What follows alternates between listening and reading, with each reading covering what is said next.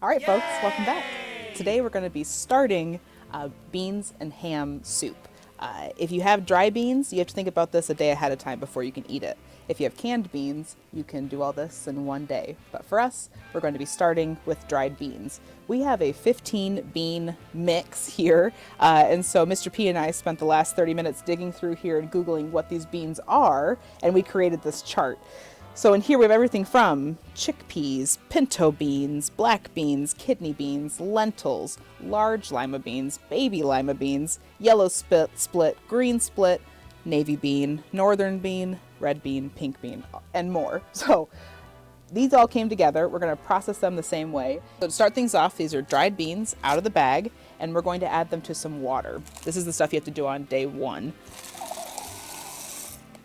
It's important to note you need to have a lot of space for these to grow. They're going to swell up with the water. And in the same note, you have to have a lot of water to be absorbed by the beans. So make sure that the water is way above the beans and that you have a lot of space for them to actually get bigger. That's all you have to do for day one. Day one is just getting them soaked. So I will see you back here tomorrow, but for you guys, it'll go as fast as this.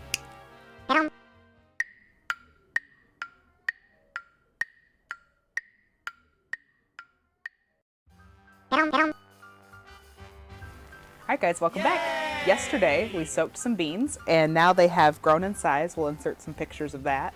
And then what you missed is this morning I woke up and I boiled the beans for about 2 hours and now they're soft. It could depend on how long you have to cook them with what kind of bean that you have, but most beans when they're soaked overnight, it'll take about 2 to 3 hours to boil them to make them soft. Couple little bits of advice. Make sure there's lots of water in the pan. A lot of water. A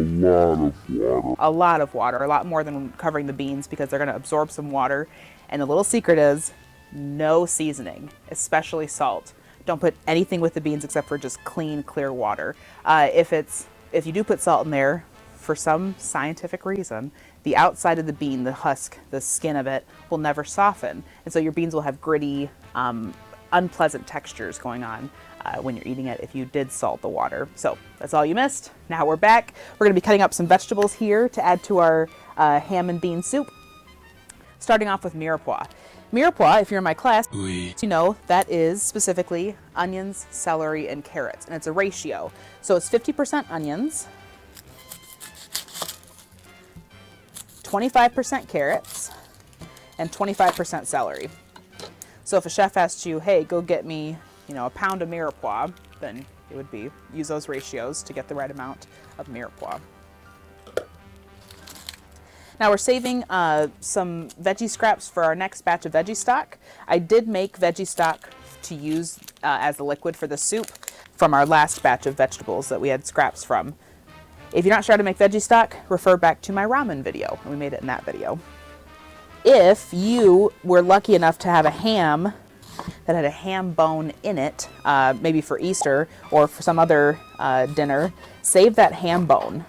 That could have been put in there with the vegetables when you made the stock, and that would have been delicious to boil there with the vegetables. Now I also have here a zucchini and some tomato, and that is going to be cooked in there with these. If you have any other vegetables at home, you can add those in as well. This is just what we have on hand. I always save the tops of my carrots for my dog Mongo. It's her favorite. And we just want to cut up all the vegetables so that when you eat this with a spoon, you can get a few different things on your spoon at one time. If you cut your vegetables too big, you won't be able to fit much on your spoon. Oh, those onions are starting to get me.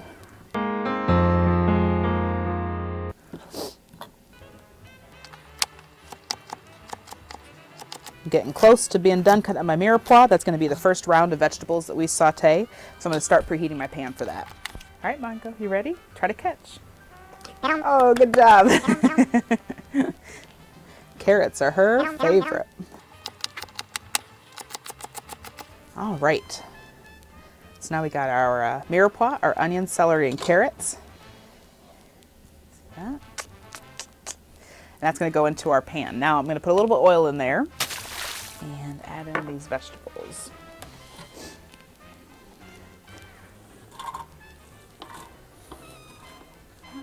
Now while those are starting to cook, I'm going to cut up my extra vegetables here. Like I said, we got a tomato and a zucchini.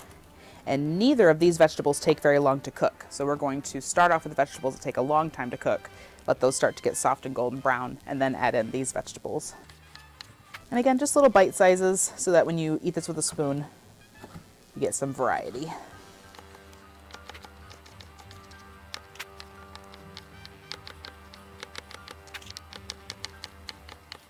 All right, so I got these cut up. We're gonna save these here for a minute. I also have some chopped up garlic I'm gonna be adding to this for some flavor, but you could also use garlic powder. And I have a couple slabs of ham left over. Got this nice piece of ham here. Even if you had just a little bit of ham, this will still add ham to the ham and bean soup.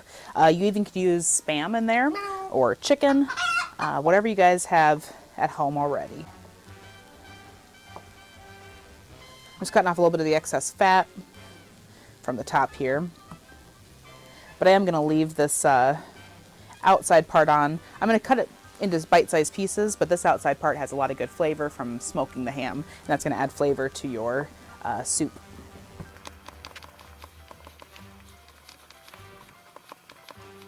Now, ham is made from pork.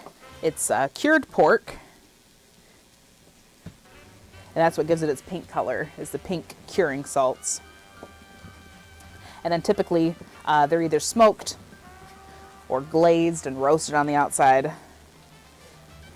And the one we have is a smoked ham. All right, I'm hearing some good sizzling back here. Time to check on our vegetables.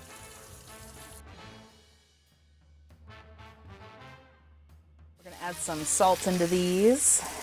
Salt draws out the moisture as you saute, so it adds flavor as well as, or helps bring out all the flavors, as well as helps it cook evenly from drawing out the moisture. So once these are nice and golden brown, we'll add in the tomato and zucchini, and then we'll also add in the ham.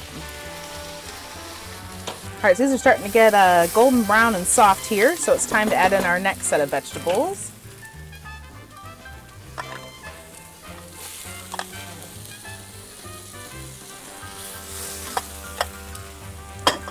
Now, with new veggies comes some more salt here.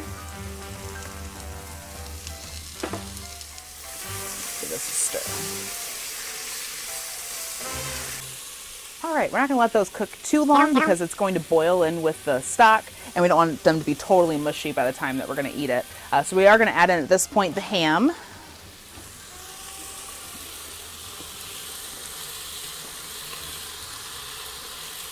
And we're also going to add in the garlic.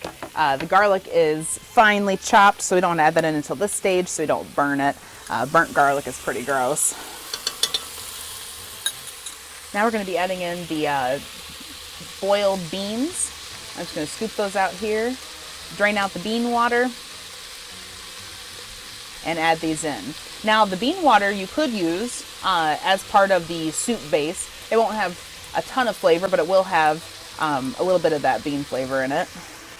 But we are going to be using chicken stock, vegetable stock. Now if you have canned beans, just open the beans at this point and drain out the water and add the beans to it. It doesn't have to be dry beans that have been boiled.